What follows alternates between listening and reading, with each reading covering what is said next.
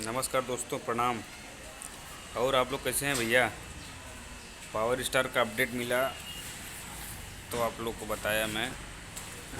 Power star का Holi song 4 आएगा। 4 अब 4 आएगा। 2 अगली साल का है। अगली साल वो चुनाव में नहीं आया था गाना। 2 एक आस्था सिंह के साथ में है और एक पीयूष चांदनी के, और 2 इस साल आएगा। लग टोटल 4 सॉन्ग आएगा। 4 सॉन्ग आएगा।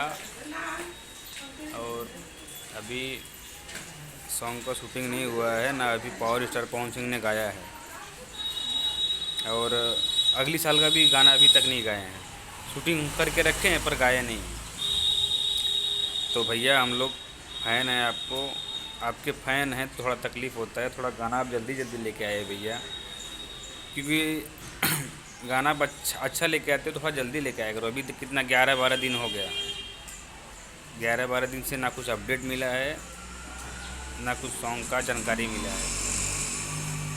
तो भैया आपके फ़ैन इतना ज़्यादा है तो थोड़ा समझना चाहिए ना। गुस्सा हम लोग को भी आता है भैया। आप अच्छा काम करते हैं, पता है आपको, हम समझाने वाले कोई नहीं है। पर भैया थोड़ा जल्दी गाना लेकर आइए, बस दिल से हाथ जोड़ के रिक्वेस्ट है।